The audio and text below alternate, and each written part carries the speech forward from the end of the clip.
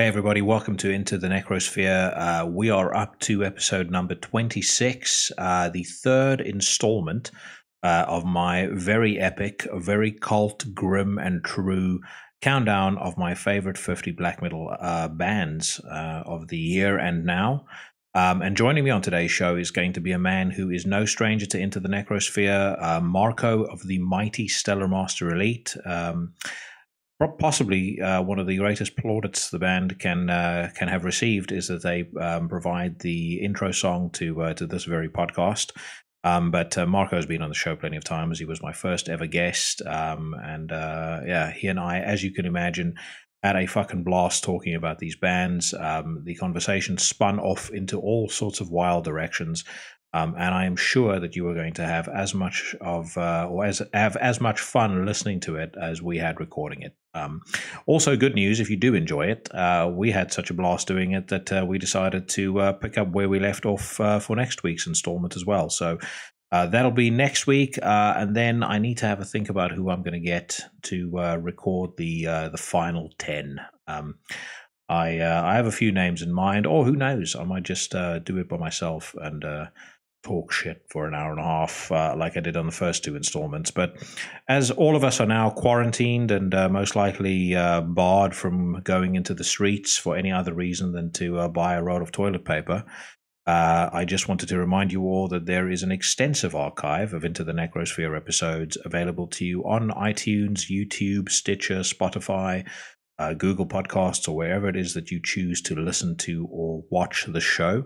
You can check out interviews that I did with Jason from Akakoka, Simon and Ragnar from Halfro. That episode went up last week. Who else have I had on? Giuseppe from Corpsing, Sonny from Primal Holocaust, Lee from Malevolent Creation, Henry from God Dethroned, Pavel from Blaze of Perdition. So a bunch of very cool dudes that you can listen to me shooting the breeze with. And all I ask in return is that you hit the subscribe button and that you gift yourself the unique thrill of a fresh new episode of Into the Necrosphere put into your notifications box or download it straight to your tablet, mobile, or other listening device every single Tuesday. I'm trying to think what else I need to tell you guys before we get this motherfucker on the road. Nothing. I may shoot the breeze a little bit at the end of this episode. But for now, strap yourselves in. This is part 3 of my top 50 black metal countdown.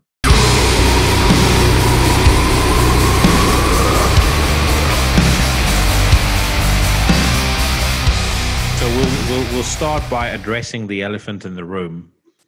What is your beef with Dark Fortress, and why do you? Well, firstly, I mean, I don't understand why you dislike the new album as much as you do, but just generally, you seem to not be a fan. No, the cheap keyboards always pissed me off. Yeah, I must say that's they're very good and talented musicians, of course, but that's cheesy element in their music is just not for me. I get what you mean when it comes to some of the albums, because like I said when I was talking to them, they kind of hit or miss for me. So when they hit really, really well. Like Guilherme, I thought was absolutely on target and spot on.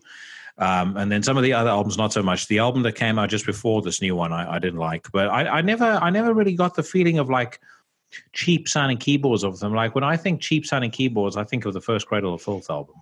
As a matter of fact, I think all Cradle of Filth. No. Well, maybe cheap keyboard is the wrong expression. It's like that symphonic element in their music.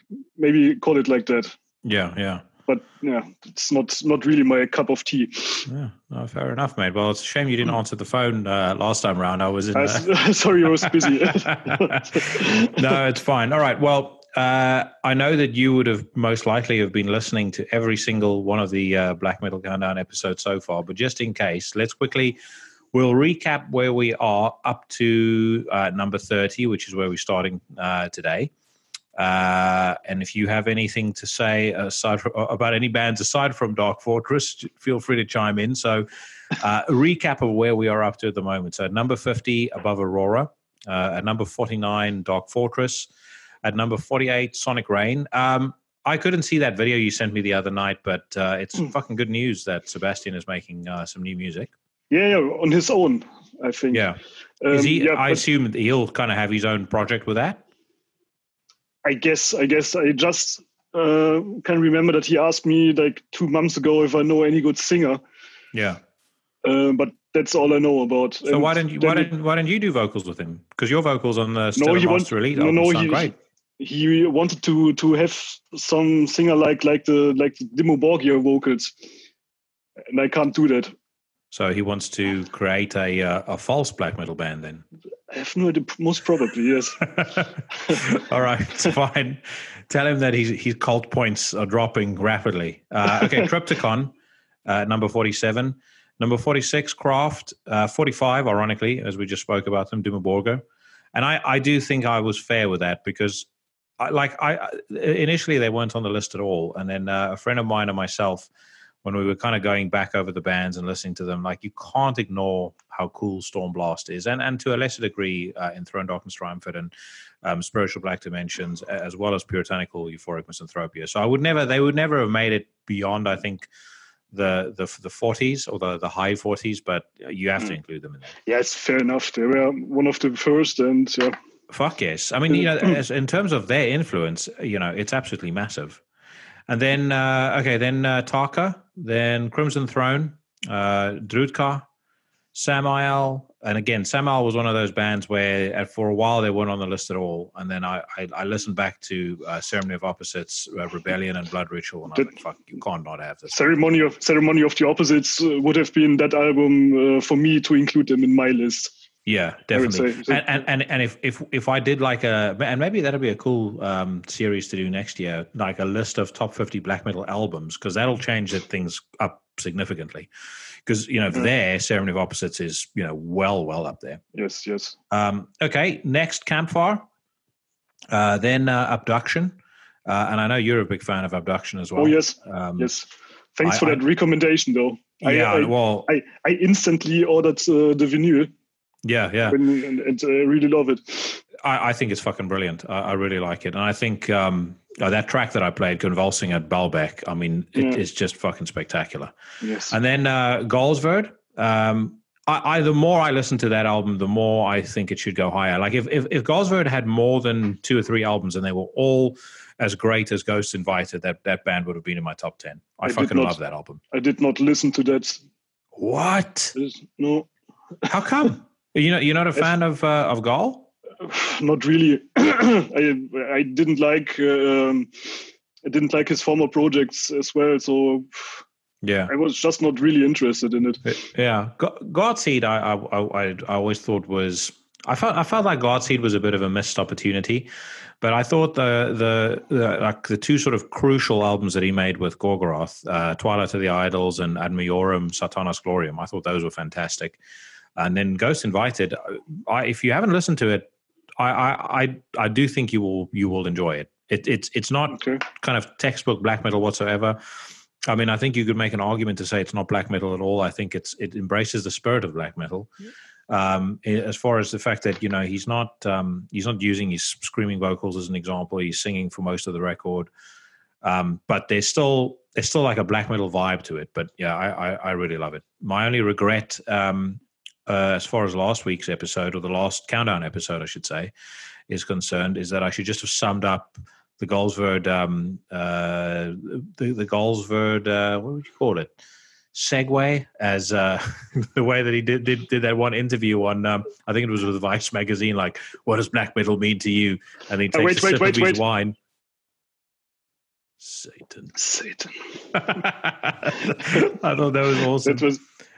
I know. I did tell you. I interviewed him years ago, and it was one of the most fucking awkward interviews ever. I mean, I was so excited about it, and the interview was done in about 12 minutes, which is why I've been very loath to ask the Season of Mist guys if I can get another interview with him, because this is supposed to be for chatty catty. Yes and no. Basically, yeah. No, he's just not somebody who likes answering questions. And I mean, I always try and have the interviews be in such a way that I try my best not to ask people the same shit they're going to be asked by everybody else. Yeah. And I try and make it very conversational, but I don't know whether he was in a particularly bad mood, but anyway. That's just a Norwegian spirit, I guess. Yeah, well, I've spoken to a lot of Norwegian guys who were really cool, and I mean, I don't want to toot my own horn here, but I remember years back I was talking to some of the guys from Terrorizer magazine, and a couple of the guys who wrote for Metal Hammer was there, and a few other folks, and you just as you do, you kind of talk and say, who is the biggest asshole that you've ever interviewed, and almost to a person they said Glenn Danzig. And one guy, in fact, said that midway during the interview with Glenn, he just stood up and left the room and said, I never want to talk to that guy ever again. When I interviewed Glenn actually asked Regain Records to call me up the next day and say thank you for a great interview, for a great conversation. It was fucking awesome. So I can extract, a conversation out of somebody, but they kind of need to want to talk as well, Yeah, but I think it's the thing when you have 20, 30 interviews per day. Yeah, no, after the second one, you were pissed off. That's true, but to be in his defense, Gol gets a pass as far as I'm concerned. He can pretty much do whatever he fucking wants. I don't give a shit. I think those Gorgoroth albums I mentioned and Golsvert in particular, I think are absolutely fantastic. Okay, Leviathan was at 37. Audacious were at 36. One of my favorite bands, and I think a band that they're like almost on a par with Stellar Master Elite as far as how much I promote them and how much I talk about them on the show. But Outer from Poland, which I just think is fucking magnificent. Yes. And then Selbst from Venezuela, Krater from Germany. And have I now pronounced that correctly? Kind of, yes. All right, fine. Farsot, also from Germany, also a cool band, and then Behemoth. And again, the Behemoth, I had some debate over where they should be, because I really do like the Apostasy. I like Demigod very much. I like Zoskia Cultus. I don't know why it fucking irritates me so much, but those fucking kids. Oh no, I love you at your darkest. You talk about like cheese and stuff that I hate in music. It comes back to exactly what I said when I was talking about Outer and the line they have in their biography. Anything that tries to beautify, or they spit in the face of anything that tries to beautify black metal. I know Nergal didn't intend for it to be so. It just seems so fucking childish to me. It's the same problem with one of the bands we have in the list today on this show, but we will come back to that later. All right, okay, we'll get to that. Well, let's kick it off then, because we've just come up to Behemoth. So the way I'll do this is I will announce the songs, but you and I'll just carry on talking, and I'll put them in post editing. Okay. And I'll try my best for it not to sound like a fucking radio show. So we weren't going. And now time for Deathspell Omega with Famished for Breath. And actually, that brings us to Deathspell Omega. Now I had a fucking busy day at work, so I've kind of prepped for about half of these. The rest we're gonna wing. Deathspell Omega I did prep for, and I will say I would kind of start the discussion about them by saying, or by asking the question. I mean, is it fair to call Deathspell Omega the most influential French black metal band of all time?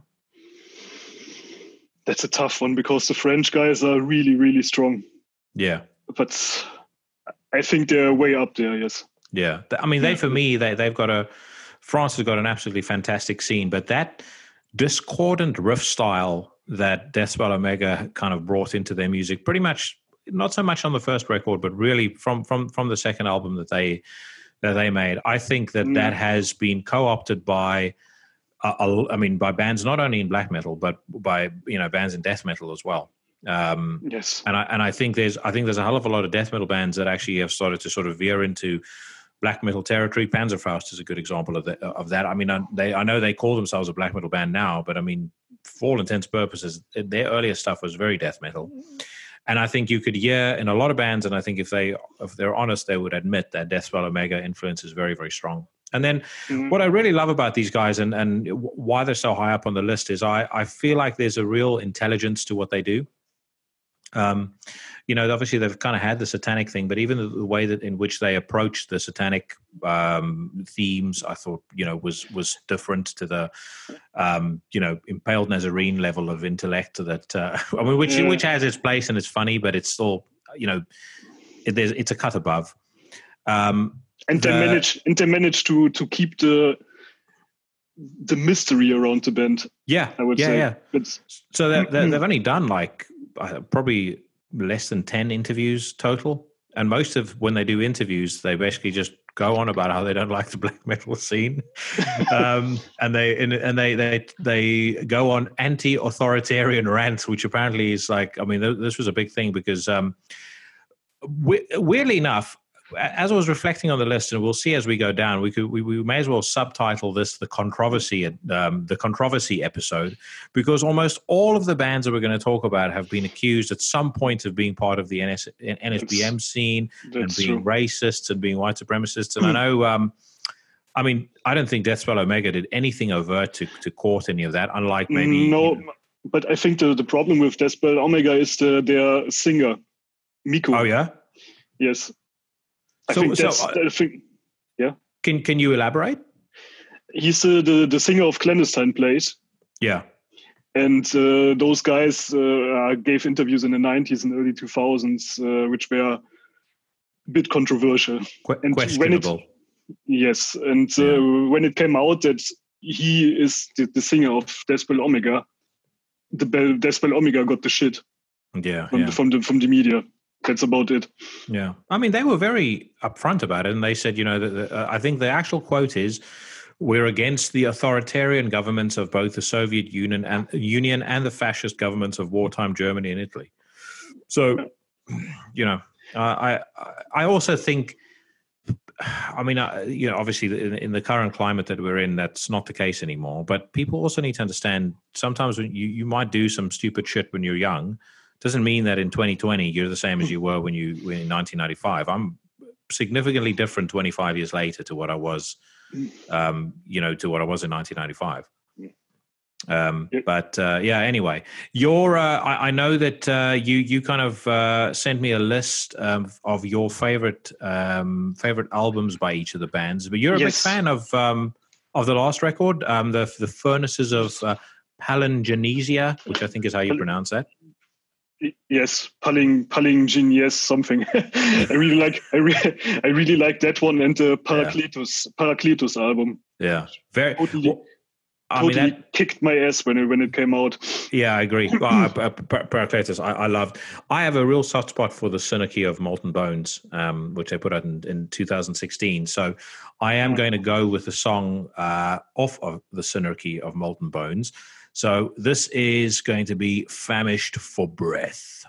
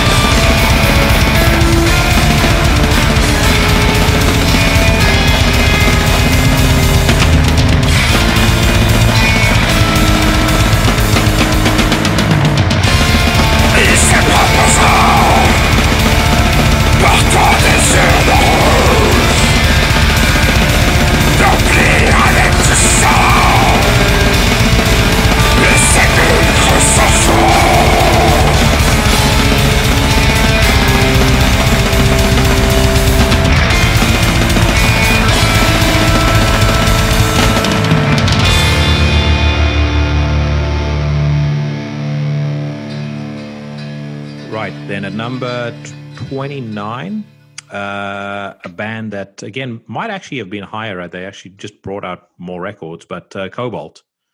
And I assumed from the fact that you could list, again, some of your favorite records by the band, you didn't hate Cobalt. You're a fan of theirs also?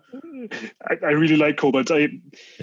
I came in touch with them pretty late, I must say, because they're, I think for me, still a very well kept secret. And I think they're terribly underrated.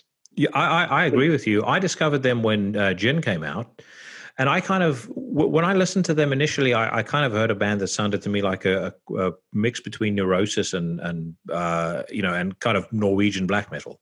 Yes. And I really liked the way that they did it. I thought that the sort of mixture of the sludge and the really sort of aggressive black metal side of things, I just thought that they pulled it off really, really well. And then obviously I got into all of the older stuff. So, really liked Eater of Birds. Yeah. I loved war metal. And then Slow Forever, that got a fair bit of stick from people because of Charlie Fell doing vocals, Charlie from Lord Mantis. But I really liked it too. I thought it was a fucking great album. Yes, I think they are doing it really good with the American twist. Yeah, of things that they just mix in whatever they feel like, and like most American black metal bands, I would say, and that's really refreshing. But don't you feel like that's starting to happen more and more with bands now? I feel like there's two things that I notice a lot about black metal nowadays. One is that all of the different countries seem to have a particular kind of vibe, or just a particular. There are just commonalities around the style of a lot of different countries. Like Polish black metal, you kind of start knowing, okay, that's Polish black metal. That's true. French black metal, a lot of the bands have that kind of sort of broken, discordant, dissonant way of writing riffs. And then, as you say, America tends to kind of bring in that kind of sludginess. What's that like stoner doom vibe? Like Merc Rider just did it, Cobalt did it. There's a lot of bands that sort of bring in that theme. But then at the same time, what I also feel like black metal, more so than any other genre, is becoming a lot more creative. And I've spoken about this on the show before. It's becoming a lot more creatively free. Yes, which like is a bands good just thing. don't give a fuck anymore. They just do whatever they want. Yeah, which is a very good thing. Yeah, and it makes for better music as well. Like when I hear you guys, I can hear like early Satyricon, I can hear Red Harvest, I can hear a whole bunch of stuff that would have influenced you guys, but it's all sort of now alchemized. I don't know if that's a word, but alchemized into this monstrosity all of its own. That's correct, but I explained to you earlier that we really don't give a fuck what in which genre we are in now, but just play whatever we feel like, and that feels very good. Yeah. So right, for Cobalt, we will go with a song off your favorite album. So your favorite album was Eater of Birds. Definitely the heaviest album as far as Cobalt is concerned. I think the most aggressive in my opinion. Most aggressive one, yes. Yeah, I saw. I mean, with most of the bands, I've kind of looked to see whether they're doing anything new. Cobalt hasn't done anything since 2016, but I saw that Eric Wunder, who was the founder of the band, it looks to me like he's stumbled on some hard times because he's been selling merchandise on eBay, and he's kind of been doing posts about it on Facebook for a while. I mean, I don't know what's going on, but I hope he's all right. Didn't hear anything about that. Yeah, he even sold his Norwegian drinking horn, which that's a staple of any black metal man's home decorations. Anyway, so the song we are going to play by Cobalt comes off of Eater of Birds, came out in 2007. It is fucking ripping, and it is called Blood Eagle Sacrifice.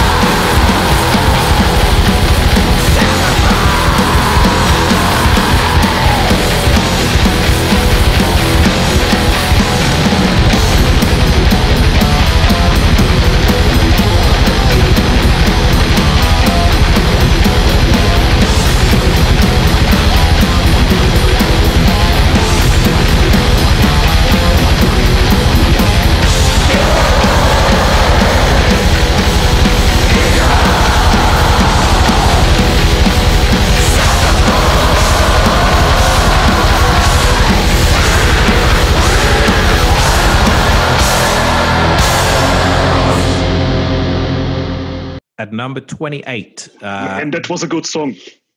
Oh yes, I like how naturally we're gonna try and make that sound like we sat here together and listened to it. Blaze of Perdition. So at number 28, I interviewed Pavel on episode 21, and yes, very good interview, by the way. Congrats. Yeah, thank you. Well, I was I was really surprised by how well that turned out because you know, it's like I said to him on the show. He's quite an introverted guy. And I said to him on the show, like how I feel with a lot of the interviews with people that I don't know. I feel like it's this sort of crest that you're climbing, and then you get to this point where you can just sense the person's relaxing, and they start letting go, and they start being themselves, and that's when the interviews become fun. Because I think, as you said earlier, you know, you're doing 30, 40 interviews a day. I mean, that becomes seriously fucking laborious. And I mean, how many fucking times can you be asked, so tell me, what was it like recording with whatever producer? You know, it's like I would fucking kill myself if I have to say that 40 times a day. But so yeah, it was fun talking to him, and I don't say this often, but I genuinely felt quite inspired by speaking to him. You know, I think that poor guy has been through hell, and he's come out smiling. And I mean, the band's music continues to go from strength to strength. And then the other thing, I only learned about his accident in your interview. Actually, I didn't hear of that. Yeah, so I hadn't really ever thought about it, but I had read. I remember reading something about it, like way back in, you know, around about the time that it happened, which I think was like 2013 or something. I might be wrong on the date, but I remember reading about it on Blabbermouth, and then, you know, it never really entered my mind again after I really sort of got into the band's music. But yeah, I mean, the fact that, you know, he puts in the performances that he does. I mean, I don't know, because I'm not in that, thank fuck, I'm not in that position, but I would imagine sitting in a wheelchair and having to, you know, kind of push those types of vocals out of your diaphragm, that can't be easy. No, extremely hard. It's trying to sing like that when you're sitting is, whew. Yeah. You need a lot of breath for that. A prayer to Satan. No, but I think he does it extremely well. I think the band creatively are going from strength to strength, and I love the success story of a band who, you know, have been, you know, I mean, because they were discovered by Metal Blade. Metal Blade went to them and said, you know, we really like you guys, we want to sign you. So I feel like they sort of have been successful entirely on their own terms. There's no selling out. There's no toning down anything. They haven't tried to do any.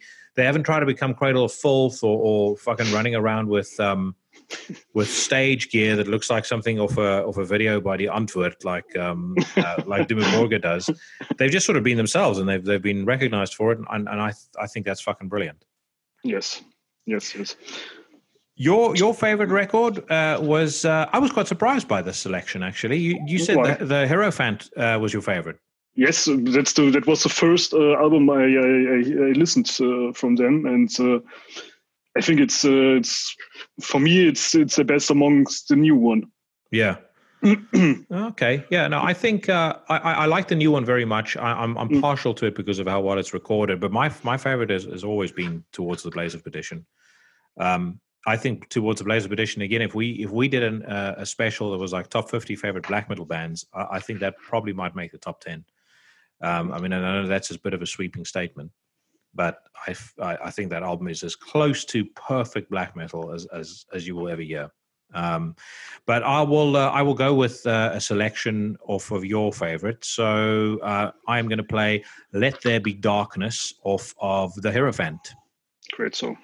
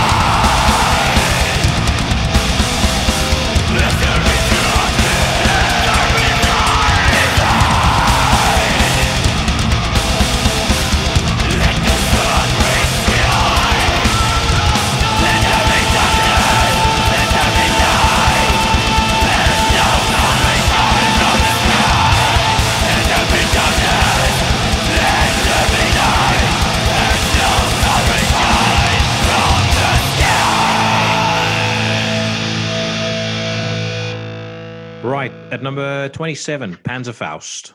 So I am a fucking enormous fan of this band, and I'm partly a fan of it because I really like war, and I love the fact that their last record was all about war. And you heard the Stukas and stuff flying and on some of the songs. I mean, there's like such a apocalyptic feel to everything that these guys do, and it was kind of like that.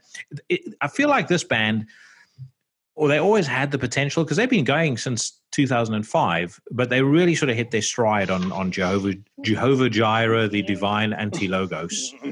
I'm really surprised, by the way, that they are not alleged being any right-wingers or Nazis. Oh yeah, no, I'm really surprised. So apparently they have been accused of that also. So, so they were accused of that, but apparently they wrote that off. And in fairness, I mean they're from Canada. I mean, how much white supremacy? How many white supremacists live in Canada? But I do know obviously they had that incident where they went and took a piss on the front lawn of the Westboro Baptist Church. I mean that was funny, but it was also a bit stupid. I mean, it's like, what are those old people going to do? Run out and scream at you? It's not exactly daring to do it. They were probably on tour and drunk. So yeah, no, probably. But I mean, as I said, as far as music is concerned, I mean, fucking hell, these guys just go from strength to strength. And actually, they are going to be releasing their new single when we're recording this. It's the 12th of March. The new single comes out tomorrow, the 13th of March. So I'm actually going to play the new single when I'll, as I said, when I edit this together. It's called The Faustian Pact, and it's of Sons of Perdition Chapter 2. I will immediately mark down Sons of Perdition Chapter 2 by 1 if I don't hear Stuka flying on at least one of the songs. So, although I will say, when it comes to like plain sounds, I thought, is it called Iron Fist? Is it, or Iron something? Iron Dawn, the Marduk song? That is fucking awesome. I mean, the way that it's got that blast in the beginning, and then all you hear is the planes flying and the bombs dropping. I mean, that's brilliant. When I saw them live, they had as an intro, they had for like 5 minutes this air raid siren, which made me crazy somehow. I don't know. I love that sort of shit. I absolutely love it. I think the sort of the showmanship and the pageantry that, I mean, a lot like some bands. I remember seeing Zyklon years ago, and I this was when I just moved to the UK, and I had gotten World of Worms in South Africa. Loved it. I was obviously at the time I was a very big Emperor fan, and then when I eventually saw them live, I was so excited, and it was so fucking boring. It was one of the most disappointing things that I've ever seen in my entire life. It was literally 4 guys standing on stage, looking like they're in band practice, and so when Marduk does stuff like that, where they got the air raid sirens and they got the corpse paint on, and but they come on stage and destroy it. Yes, exactly. It just creates such a cool vibe. I love the idea that Mortis is on stage and he's like, when I saw that, because I've seen them 3 times. The first time I saw them after the first song, Mortis is like, "London, you fucking cowards!" I thought it was genius. Did you see that video of Mortis taking down that fan on stage? Oh, I was just about to mention that now. But that's not even like, it's not just a takedown. The guy stands next to him and he fucking judo throws him. Yeah, like he like does like a proper judo. I mean, I did judo for many years. I can identify a judo throw when I see it. He judo threw him so that his back hits the monitor, and then he like pushes him off the stage. That must have hurt like hell, man. Oh fuck! To be fair to him, when you hear his music and when you see him on stage, and even the few interviews that he's done, he doesn't look like he looks like a fairly serious dude. So. Yeah, that's true.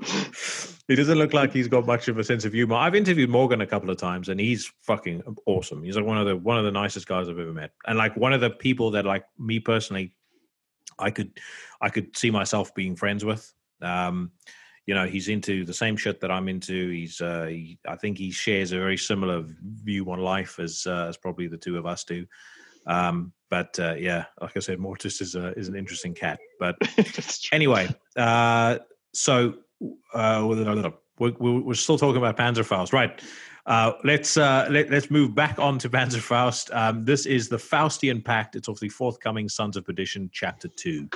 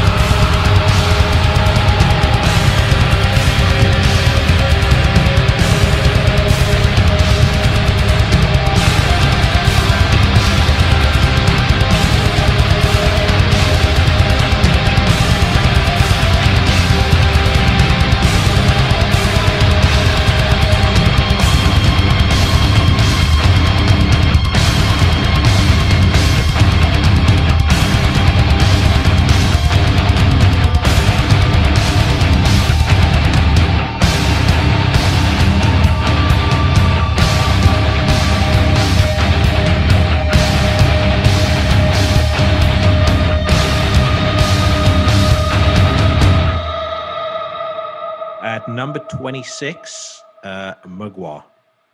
And this is like, I mean, Mugwa, I missed the hype around their first couple of albums. Like I know, I think it's their second album is your favorite.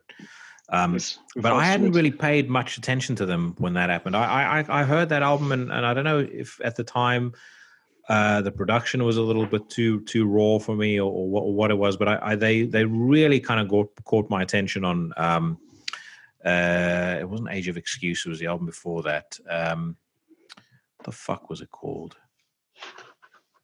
The album whilst I'm looking it up, the album just before Age of Excuse, the one that came out in 2015. Wait. It was Exercises in Futility. Yes, right. And by the way, I was feeling quite bad about making a couple of mistakes on album titles and song titles and stuff. And like when you do a podcast like this, you feel like a bit of a poser doing it. But then I also thought to myself, I'm nearly 40 years old. I can't remember fucking everything anymore. It's too many bands.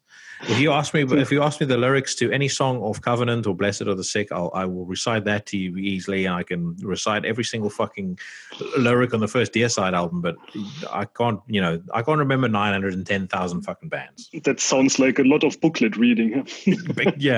Well, oh my god, it's like I don't know whether you were the same when you were young, but I remember, of course, I remember when I was 15 years old, like when you got a CD, I mean, you normally only had money for one CD, and once every 3 months, you would literally study every fucking crevice of what was in there, like all of the thanks, all of the everything. I mean, I remember clearly like how weird the thank you list for Trey Azathoth used to be. Like if you read any more but Angel thing, it was always like he'd thank his fucking Doom clan, his buddies that he plays Quake with.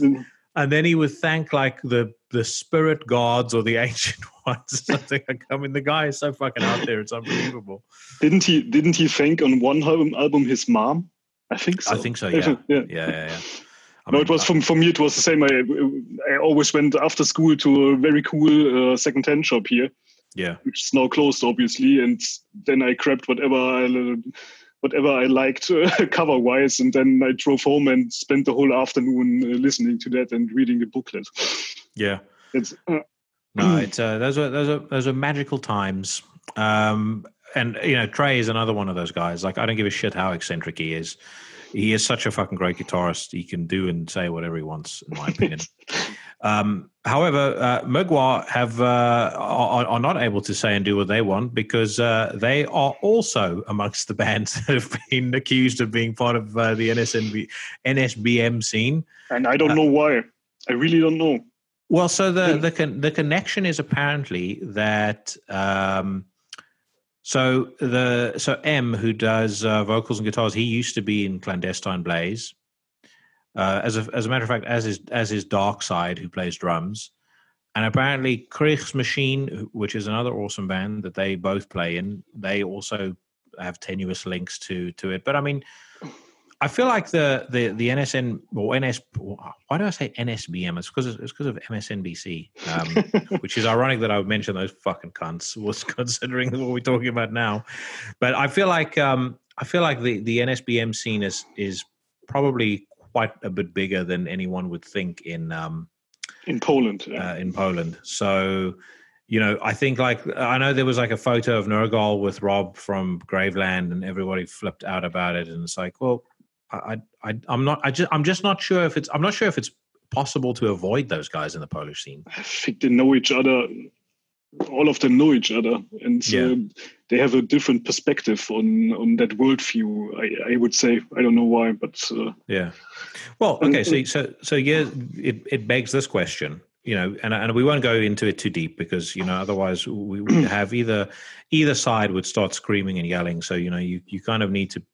I'm not in my own life. I'm not somebody who doesn't have an opinion, but I also believe there's a time and a place to share your opinions freely. But would you listen to a band where the guy in his personal life is not singing about, or not singing about, because Mugwa doesn't say anything. I mean, there's nothing remotely racist about anything that they sing about, but would you listen to somebody who in their personal life does or thinks something that you don't agree, that you disagree with?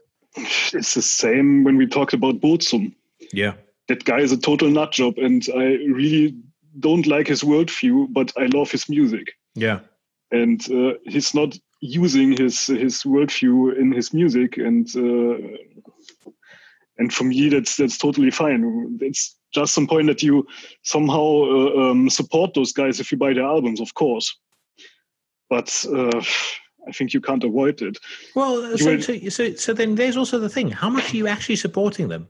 It's not like my $14.99 is going straight to Varg. It gets cut up with a record label. He's seeing a pound, maybe £2 out of that. And then the other argument that I would make is people will watch movies that star actors that have been caught for drugs or beating their wives or doing all sorts of fucked up stuff. It's the same. Yeah, exactly. It's like I feel like with artists, there's an element where I genuinely think if you can't separate art from the individual, I think you're going to have real trouble navigating the art world in general, and this is true for any form of art. Sure. Because I think if you dig hard, long enough, especially considering how eccentric some musicians are, present company excluded, but how eccentric and how weird some people can be. You're going to find stuff that you disagree with people about all the time. It's the same with Richard Wagner, for example. Yeah, we have that Wagner festival every year where the German president and the chancellor attend, and that would mean that you could accuse them of supporting an anti-Semite. Well, that's the thing. It's like I can't remember about Beethoven's. Whether there was ever anything political about him. But I mean, I know that he was a womanizer. He died of syphilis. Apparently he was a fucking total scumbag in life. But I mean, Beethoven's music is considered by high society and by me also as being timeless and fantastic. Yeah, sure. So, yeah. So I think this whole cancel culture and the way that people try and apply it to bands, I think it's fucking moronic. I think it's ridiculous. I mean, of course, you can cancel a tour of a really Nazi band, of course. Yeah, if they're on stage. Who promote things like that. But yeah, if there's something that happened in your life, or you played in a band where a friend of you who played in a band that were a bit, I don't know, controversial, then...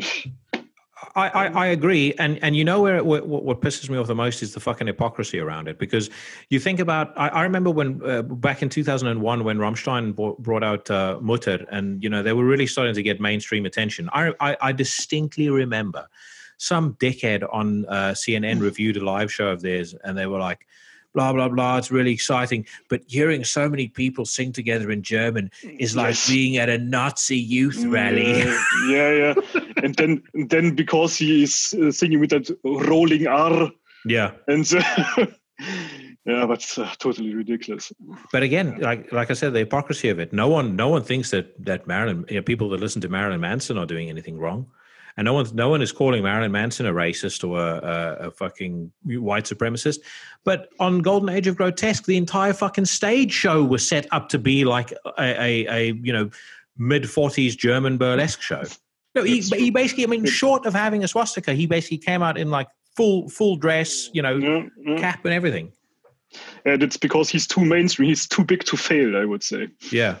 He also sucks, but it's that's beside the point. He to me is like the greatest example of someone that, if it's one of the great litmus tests socially for me. The moment somebody tells me, that Marilyn Manson, if you ever heard him speak, he's really intelligent, then I'm like, yeah, you're a fucking imbecile. Next, I can also sit and talk like this, and you say a couple of intelligent words, and then people think of it. I mean, fucking hell! If you listen to if you actually pay attention to the content of what comes out of his mouth, 99% of it is total drugged up fucking drivel.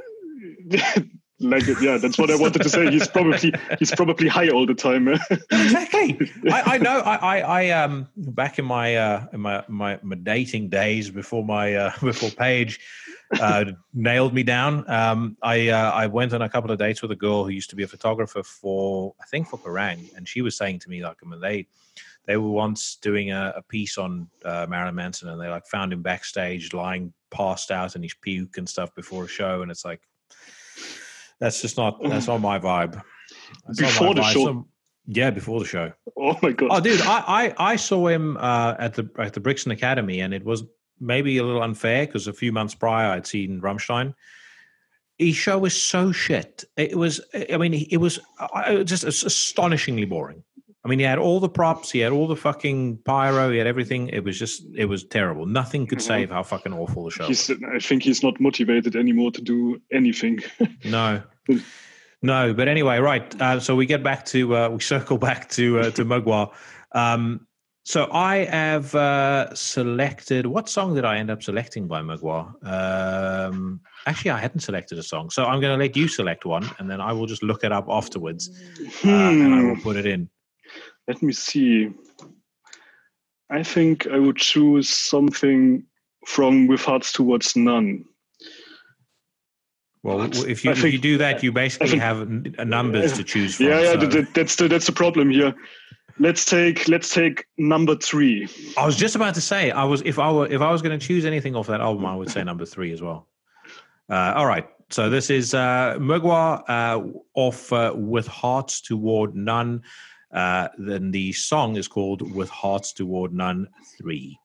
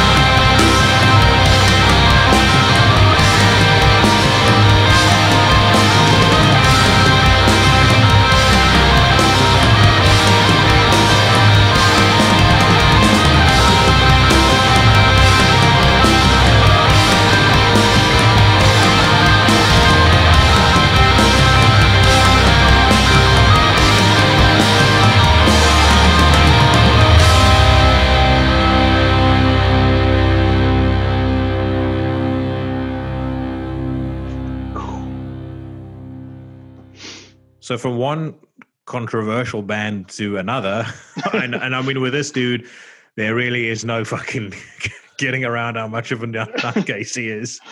But Destroyer 666, fronted by the infamous KK Warslut.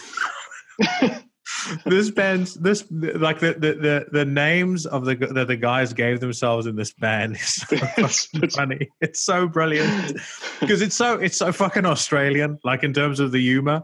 Like the one guy, I can't remember if he was the drummer or the guitarist, called himself Shrapnel, which I think was genius. And I mean, KK Warslut, I mean, he's a total badass as well. But yeah, so Shrapnel's Dutch visa expired and he had to relocate to London. A friend of mine from Australia actually lived with the guys from Destroyer 666 in Brisbane. I can only imagine what that must have been like. I will tell you some stories when I'm over in London. Oh, really? Okay. I'll look forward to that. But, I mean, dude, like, as much as I might laugh my head off at some of the the band names and some of the shit they get up to, I mean, fuck me, has that been a consistent band and a completely badass band? And they're one of those bands that just gets better and better. True. I mean, KK is nearing his 50th birthday, but I thought that Wildfire was fucking fantastic. I thought Defiance was absolutely incredible. I know that didn't get as many great reviews, but I love it. I think Cold Steel for an Iron Age and Phoenix Rising, both excellent. Yes. Unchained the Wolves, their first album in 1997, fucking superb. They're just not a band that seems to really miss. The only thing I didn't really like was the EP they put out 2 years ago, but I didn't listen to them. I didn't listen to their newer stuff that much, I must say. Yeah, it's the same for me with New Vader stuff. I don't know. Yeah, I know what you mean. I know what you mean with Vader. With Vader, I feel like I've kind of been there and done that. Anytime they bring out an album, I'm starting to feel a little bit like that with Cannibal Corpse too. There's once in a blue moon they'll bring out something that I really like, but for the most part, it's just too repetitive. But no, I can highly suggest you check out Wildfire. It's a really, really cool album. There's a song right at the end of the album. Tamam Should is the song, is what the song is called, where they do like clean singing and stuff like that. It's really, really cool. Okay. So I mean, they're one of those bands that can do a little bit of a tweak and a twist on almost all of their their albums, but it always stays cool. And they're the only band that can do a cover of a fucking Motorhead song and still make it sound like black metal. Yes. But anyway, what we will play by Destroyer 666 is going to be off of Unchain the Wolves. This is a song called Tyranny of the Inevitable.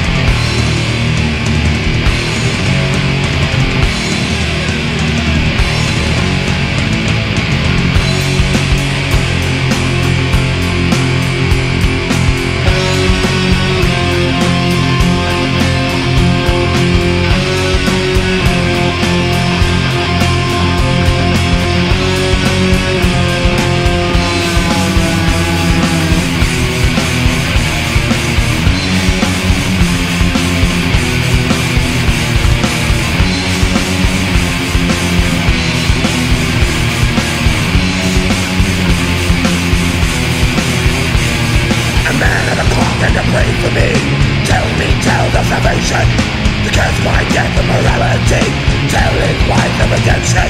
My spirit dies in a mother's tears and in a brother's heart. And maybe women tell tales of our lust as we fall into the blood and dust. I'll stand at the edge of my grave when the cold winter calls. I'll stand at the edge of my grave, oh, will restore.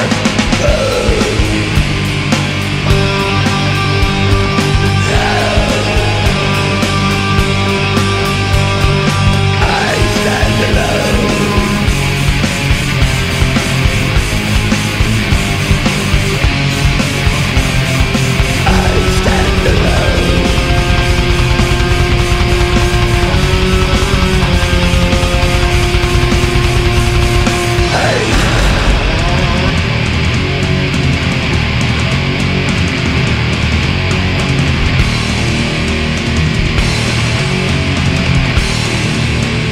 Death is a curse that has followed me.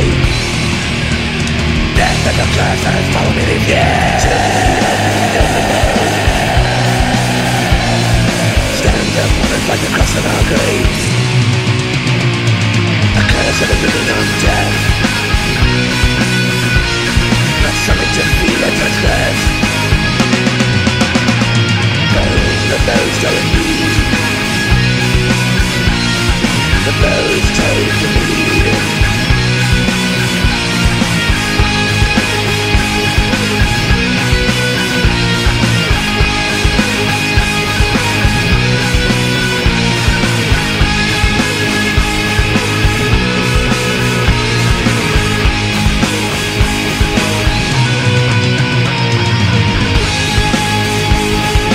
Then came the flames.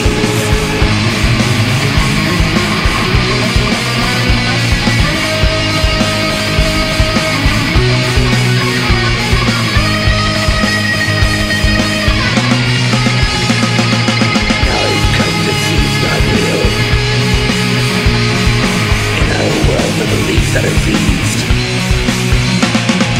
Now I can see clearly the sky above. I can't see a God, I can't see a love. Oh, the bells telling me. Bells telling me.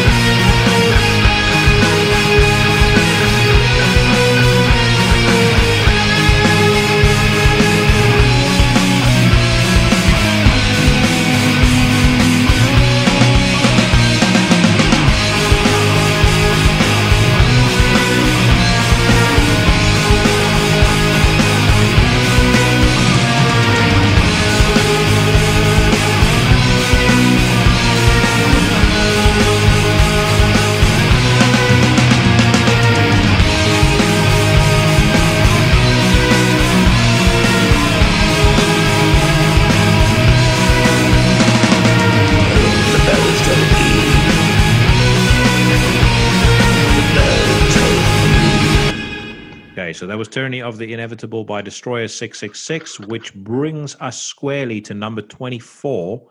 And by the way, I'm waiting to see when you hit the beautifying black metal thing. I suspect I know it's going to be. I know it won't be Bloodhouse Nord. No. But yeah, as I was about to say, there's nothing beautiful about Bloodhouse Nord. Although they've written some pretty mellow stuff that I think you literally describe as beautiful. As on Memoria Vetusta, for example. Yeah.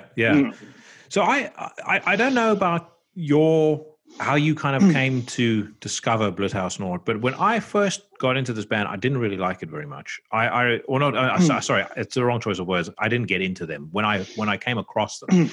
I remember writing for Chronicles of Chaos, and everyone was fucking shitting their pants about the work which transforms God, and I listened to it a couple of times, and I was like, I just can't get into this. And it was only years later that it was just like everything suddenly clicked, and I was like, fuck, this is excellent. I discovered them when I played in my old black metal band when I was 15 or 16. I was always trading tapes and burned CDs with my bandmate.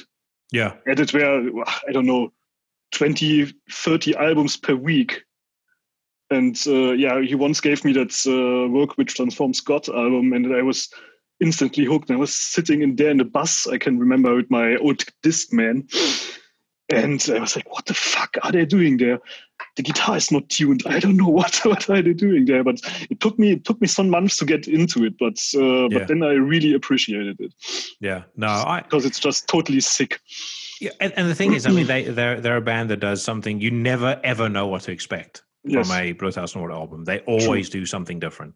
True. And another thing that I appreciate about this band is I know that they don't do interviews, but they released something somewhere, because I read it about, I don't know where I can't remember where I read it, but I read that the main dude from Bloodhouse Nord said that, you know, they want people to kind of treat the albums as like a singular entity. So, you know, you have to listen to it from end to end. It's written, it's specifically written and sequenced to be listened to end to end. You need to kind of experience it.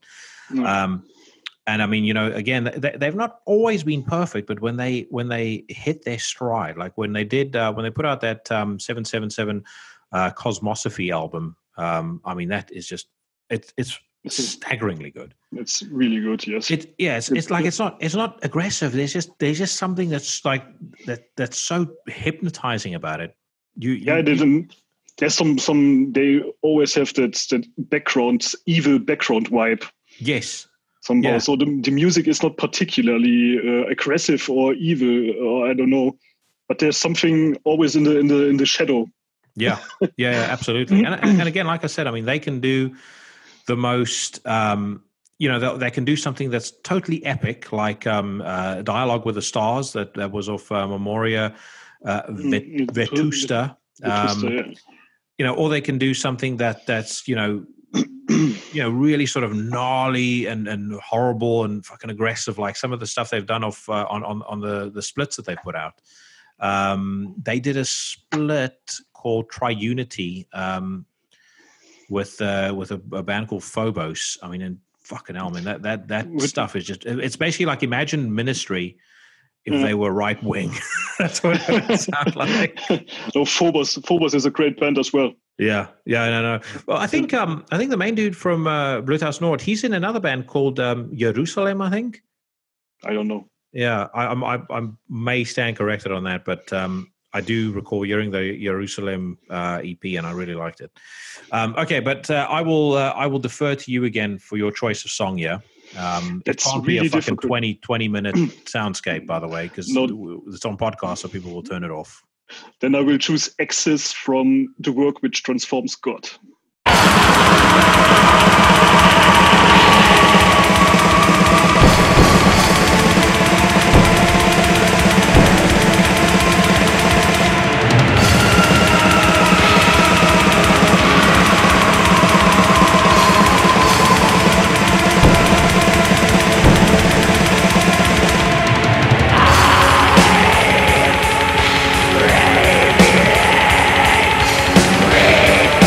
Free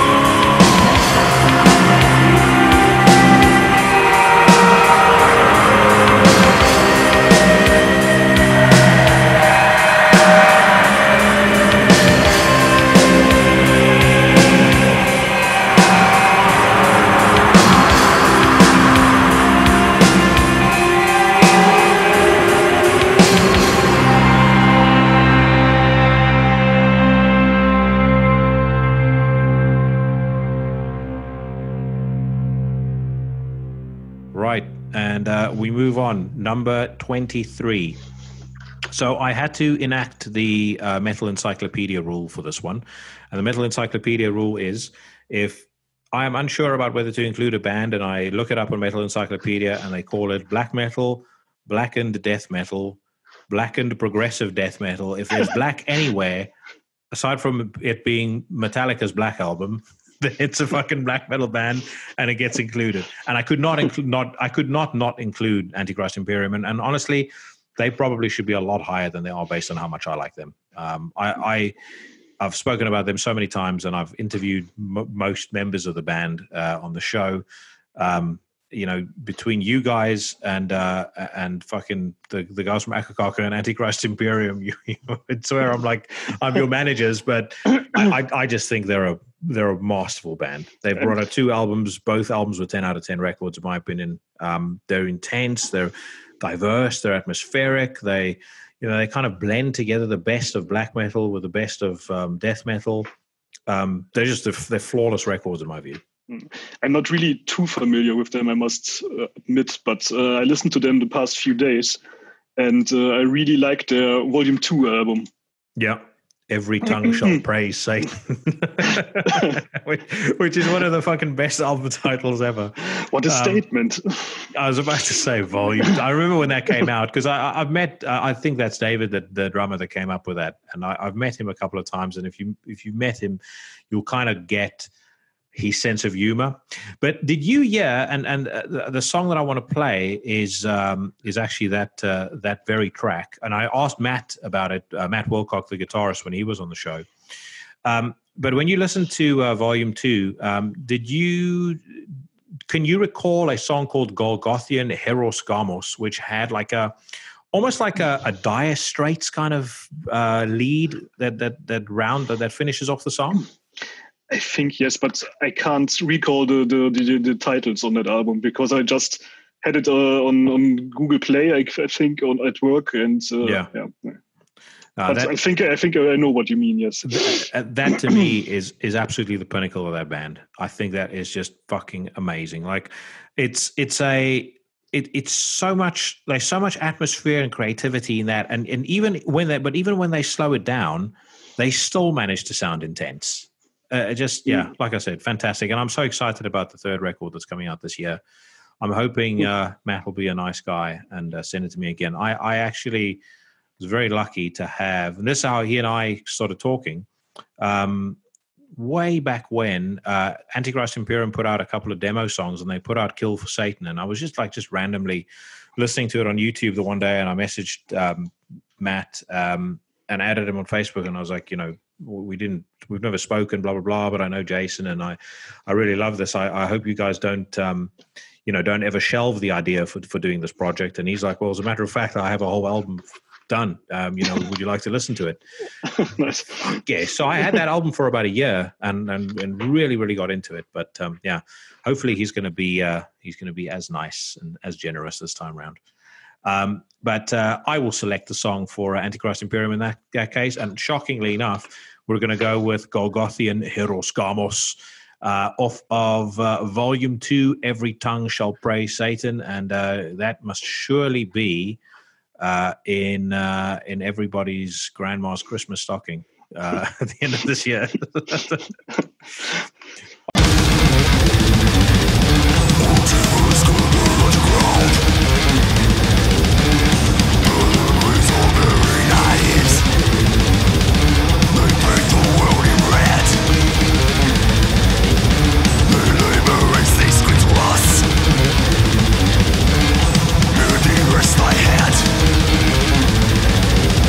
Those doors leading under recent hills. And course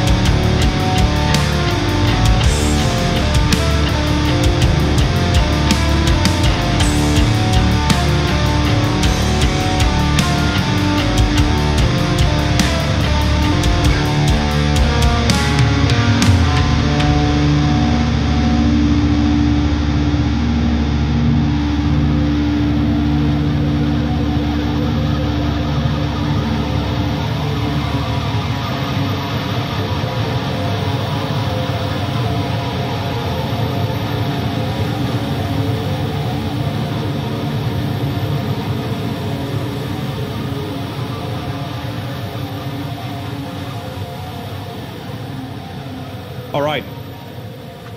We move on. Number 22, Aosoth.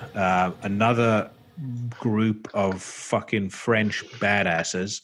You like the French, huh? Well, I really like French black metal. I actually like it. There was a time when, generally speaking, if a band came from France, I would almost always want to hear it because, like, 9 out of 10 times it would be something good. It's quality trademark, yeah. Fuck yes. And Aosoth, oh my God. I mean, 4 records, and again, not a single shit song, not a single shit moment to be found on those albums. I never listened to any album of them, but I saw them live for like 6 times. Oh, really? And what? Because they're done now, right? They've broken up, as far as I know. Oh, really? I didn't know that. Because my bandmate in Salamas Elite, he played in his former band. They played some gigs with them. Okay. Really and what were they like live? Because I feel like they're one of those bands where the music is so fast and so intense, it could very easily descend into just a bunch of racket. Yeah, it was not a spectacular show, let's say, but that they know how to play the instruments. That's for sure. Yeah. No, I mean, again, as I said, I'm a very, very big fan. I'm very, very distraught that they have that they've broken up, because I was really looking forward to more stuff, and also I thought their last album, The Inside Scriptures, I thought that was their best. So if they have broken up, because I know on Metal Encyclopedia they're still listed as active, but if they did break up, then really they've gone out on a high. But let me ask you this question: did you ever see the music video that they did for Volume? Oh no, you know what? Sorry, I'm actually completely wrong as well. By the way, they didn't just put out 4 albums; they put out 1, 2, 3, 4, 5, 6. But yeah, when they brought out a record called Arrow and Heart in 2013, and they put out a music video for it. Did you ever see that? No. It's one of the most unintentionally fucking hysterical things that I've ever seen in my entire life. And hold on, I'm going to see if I can find it, because I want to, if I can find it, I'm going to see if I can share it. Hopefully it doesn't fuck up our recording at all. But you must tell me if you can see this.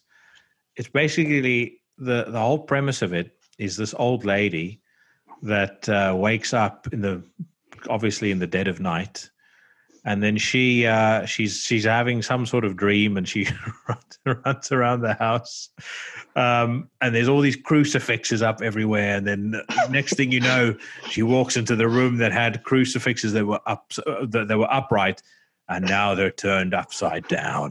Oh my God. If you bear with me 10 seconds, let me see if I can find this. And I'll share my screen, and hopefully you can see it.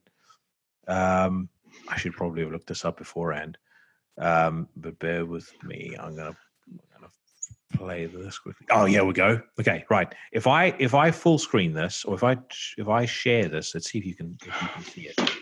I don't know if anyone's going to be able to see it on the WhatsApp though, on the recording. But can you see that? Yes, I can. Okay, let's see if we can find the old lady. You can see like this actress. She's like 25. I was about to say, she took it. For anybody listening on podcast, make sure that you go and look up the music video for Ritual Marks of Penitence by Aosoth, because you're going to see someone who took this. This was like the most serious role of her life. She must, like, if you look at her, she's probably about in her 50s on this music video. She must have thought, like, she would have had these guys saying, okay, so we want you to stare at these inverted crosses and look really terrified. She looks like she's way younger, in her 20s, but they did a makeup job or something.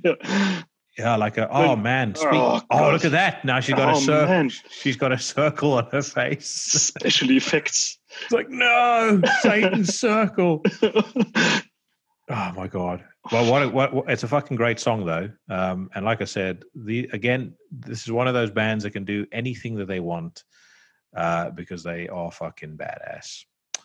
Right, I'll stop this. I'll stop sharing. But anyway, yeah, as I said, Aosoth, in my view, very deservingly at number 22. And actually, as we showed the music video, I think that's the song that I will go for. So this is off of Arrow in Heart, which came out in 2013. It was actually the record that got me into Aosoth. And this song is called Ritual Marks of Penitence.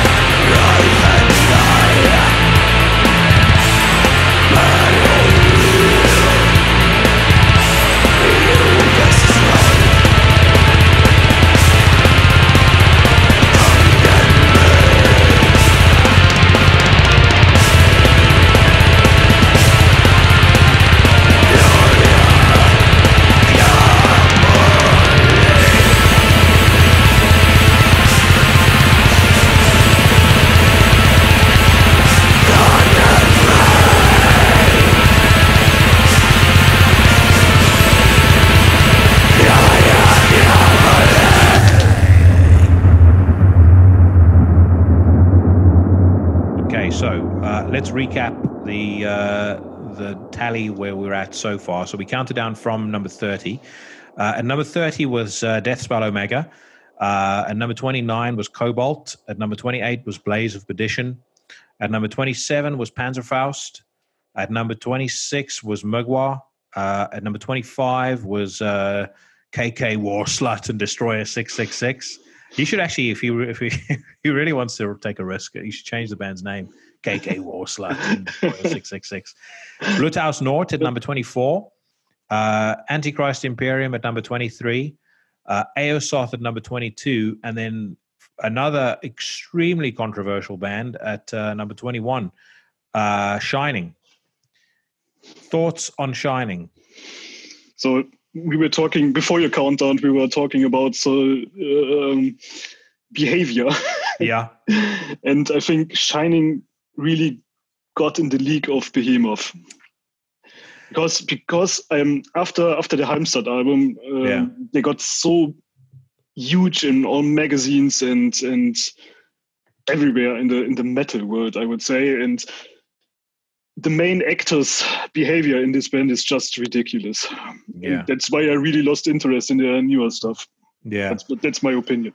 Yeah, I can see where you're coming from to a certain degree. I saw them live last year at Incineration Festival, and I thought I must confess I really liked them, and I thought that Niklas, the vocalist, I thought he was really good on stage. But I know that he's probably had some storied issues with drugs, and didn't he have some fucking domestic abuse bullshit as well? Which I have no idea if that was made up or. Yeah, I really don't know what to believe from that guy. But again, I would say that record they put out in 2017, Varg Utan Flock, I thought was excellent. I thought that, to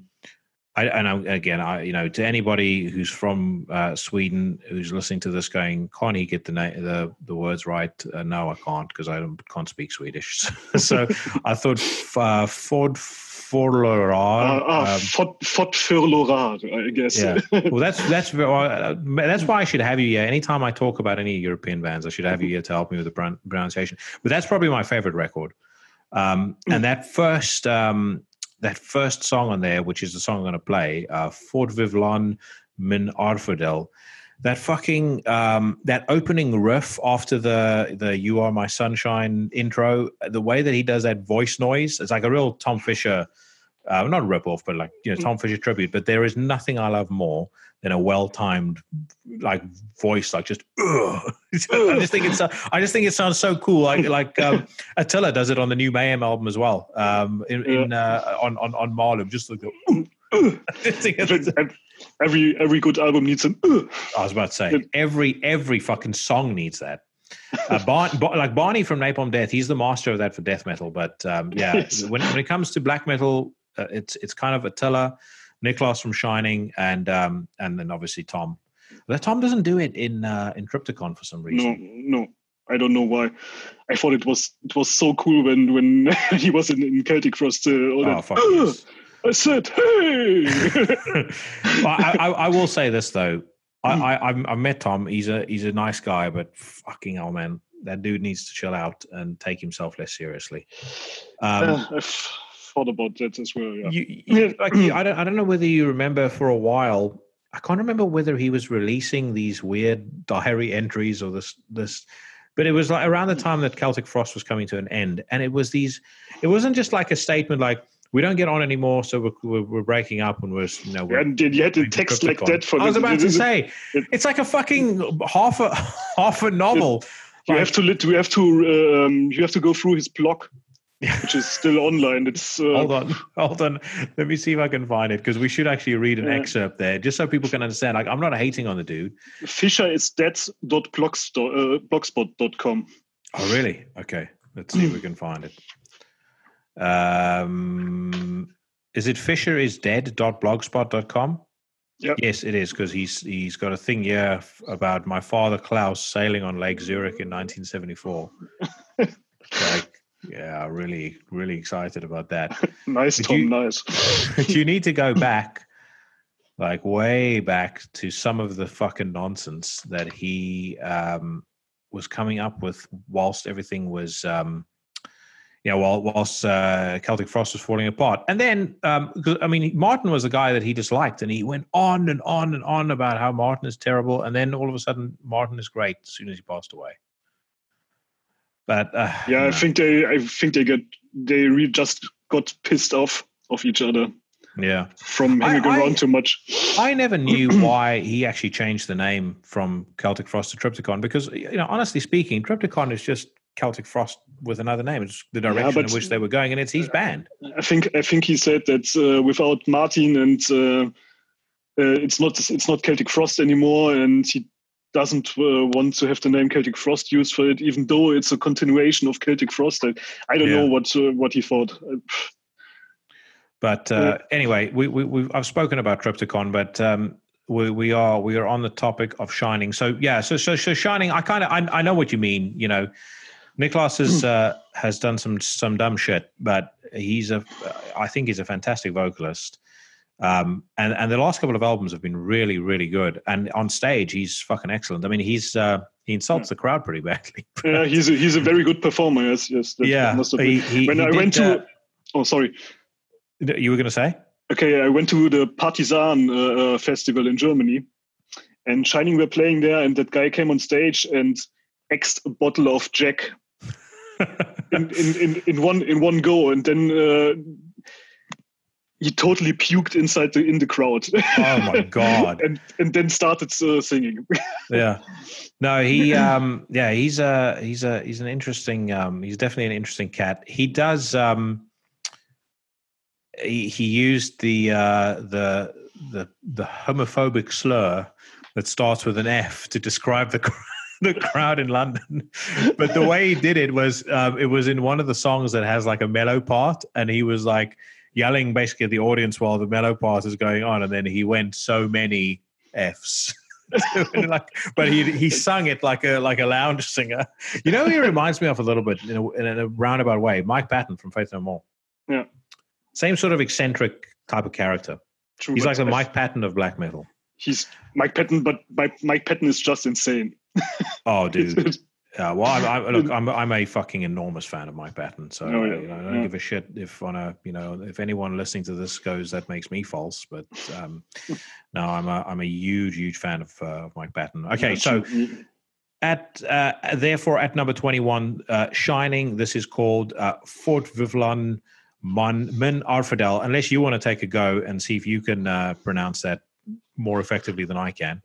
Wait, I have to open it up. Wait. Oh, no, my computer. Okay, let's see. Where do you learn to pronounce Swedish words anyway?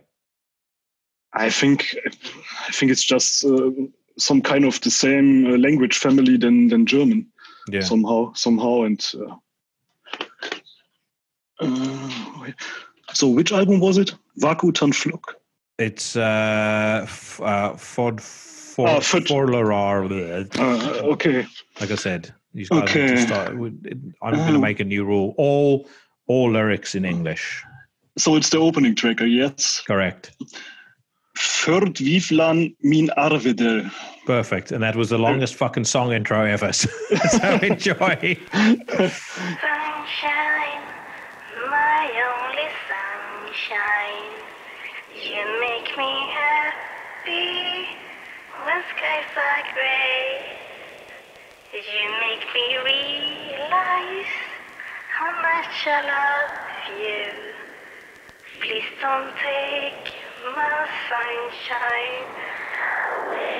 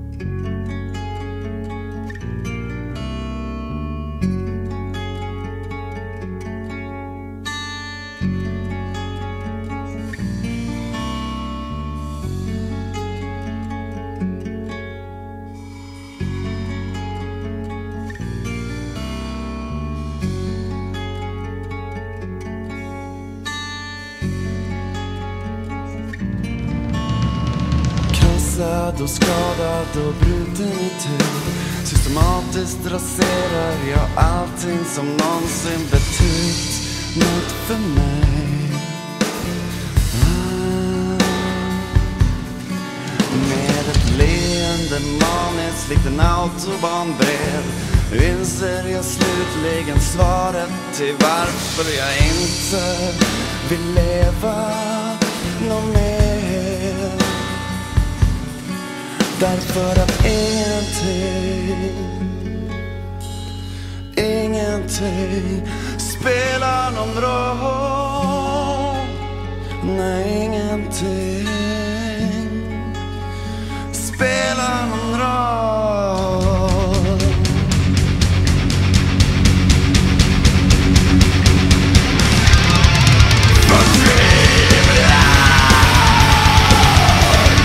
Vapen jag går och vapen jag ser försvinner. Min arbetstid. Och jag vet att allt det jag säger och gör, att allt det är fel.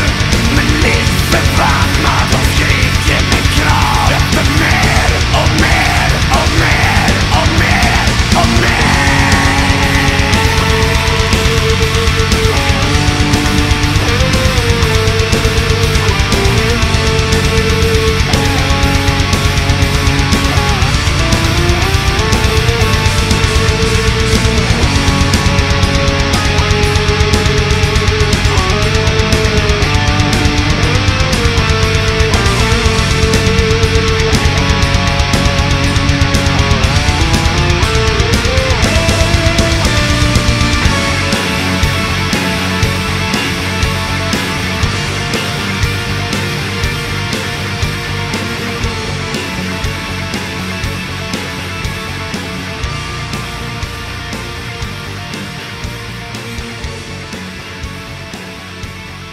Right, so that basically brings us to the end of this week's countdown.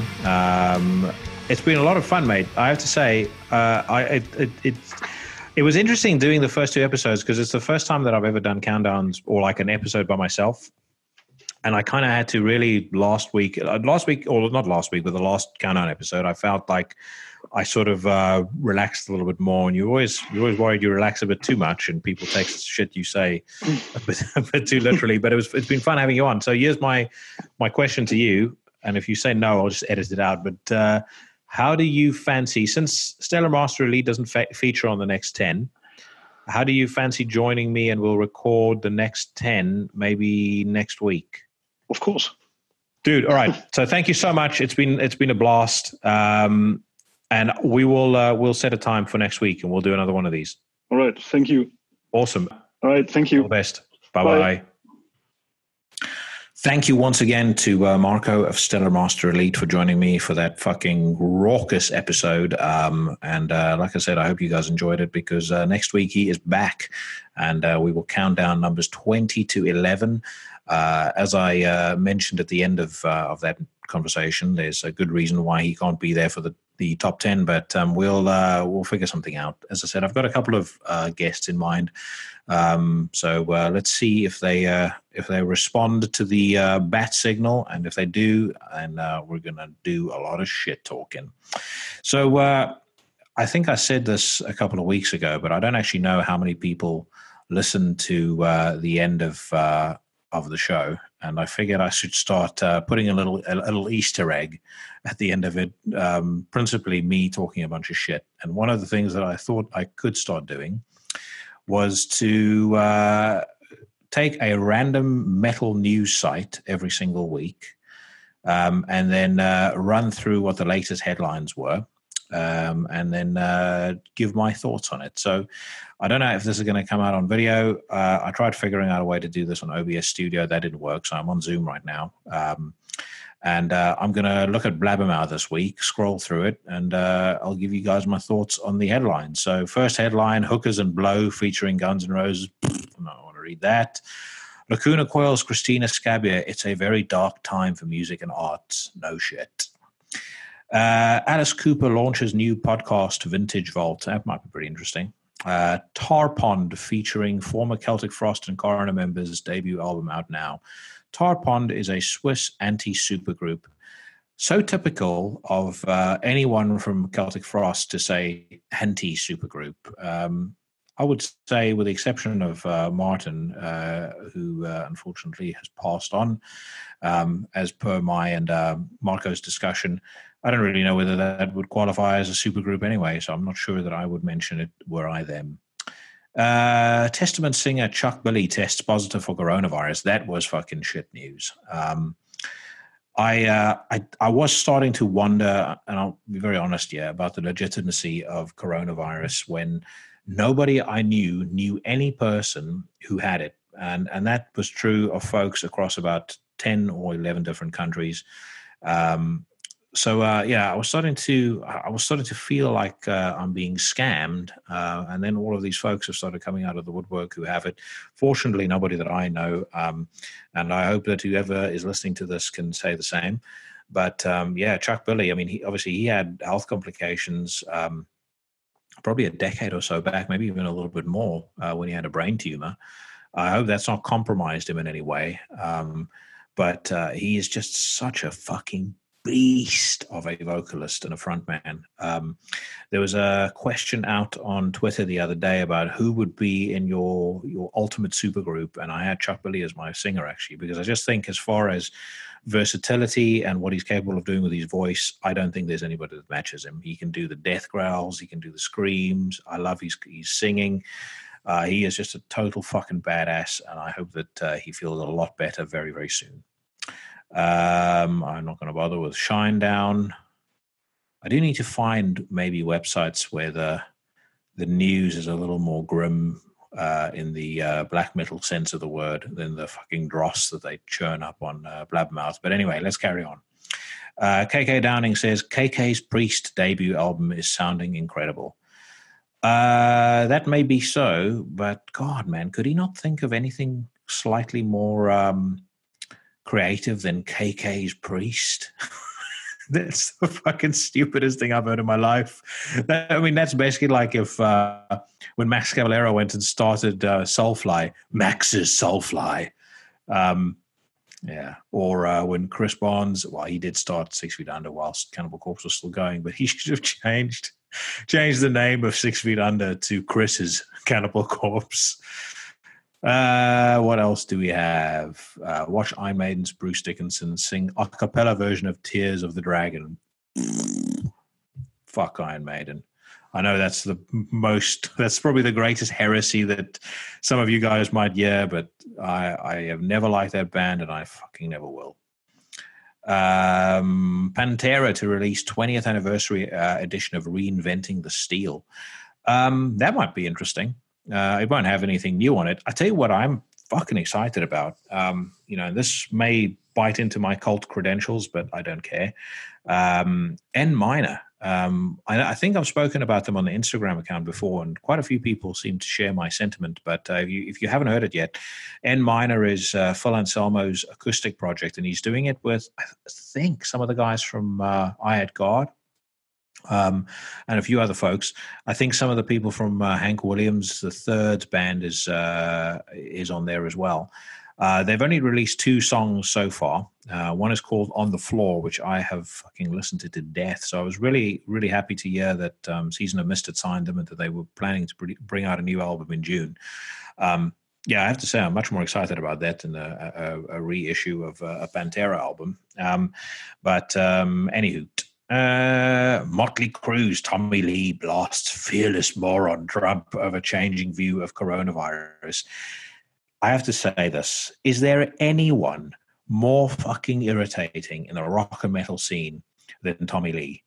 He reminds me a lot of this woman that we have here in the UK, this former glamour model named Katie Price, also known as Jordan, to those that looked her up on Pornhub. Which includes me. She's about, I think, 41 or 42 years old now. Her best years are very clearly behind her.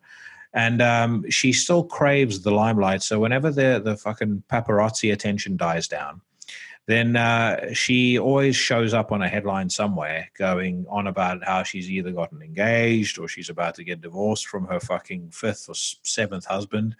And it's always something really insipid, like, I'll fight for my marriage to fucking so-and-so, or she'll never take him away from me, and, just complete low IQ fucking dribble.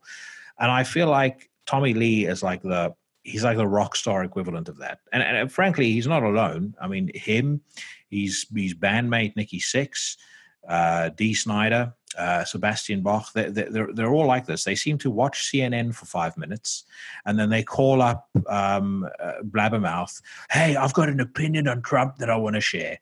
Now, again, I'm not entirely against people in bands having opinions on politics, but I read the dirt. At no point did I think, gee, this Tommy Lee fellow seems to be somebody who will have some keen views on geopolitics. And the other observation I'd want to make is just once, I would like somebody who criticizes either side, whether it's fucking Phil Labonte from All That Remains criticizing Bernie Sanders, or whether it's Tommy Lee criticizing Trump, just demonstrate some level of lucid, original thinking in your opinion, rather than, let's see, there we go. This was his message on Twitter. Blah blah blah. Tommy wrote in an accompanying message from our fearless moron. It's like, just give reasons as to why you think he's a moron or why you think what the administration's doing wrong. I mean, I don't give a fuck what your thoughts are, but as long as you have a reasoned out set of ideas that accompany these ramblings or these assertions, I'd be happy to grant your opinion, your opinion, and as long as those fucking assertions aren't based on a Michael Moore documentary, CNN, MSNBC, or some fucking bullshit book, because that's, again, Tommy Lee, Nikki Sixx, those fuck faces from Rage Against the Machine, they're all the same as far as that's concerned. They seem to think that 5 minutes worth of left wing indoctrination equals education. Anyway, Bon Jovi keyboardist David Bryan tests positive for coronavirus. Yeah, another. That's. Bon Jovi was a gateway band for me when I was a youngin. I probably got into them when I was about 5 or 6. No, probably 6 or 7. So, I mean, I'm not familiar with the work of David Bryan, with the exception of anything he might have done on the first 3 albums. I will say this, though, to this day, Wanted Dead or Alive is a absolute fucking rager of an album. Oh, not album, sorry, of a song. There was a version that Richie Sambora did on YouTube that I found once, where he did like an acoustic cover of Bad Company right at the start, and then they go straight into Wanted Dead or Alive after that. It is absolutely fucking spectacular. If you don't like it because you don't think it's necro enough, then you are probably going deaf, or you don't actually listen to music. Ex-Slayer drummer Paul Bostaph teases new musical project. That might be interesting. I always thought Paul wasn't a bad drummer at all. And I'll tell you what, the thing that I really liked the most that he was on, because I've said this before on the show, I personally think, as far as Slayer is concerned, you can take everything after Divine Intervention, whether it's God Hates Us All, fucking World Painted Blood, Repentless, such a ludicrously stupid name for a record. But you could take the 2-3 decent songs of those albums and probably put together one solid record that, would not compare to Seasons in the Abyss or South of Heaven or Rain and Blood, but that would be a consistent quality.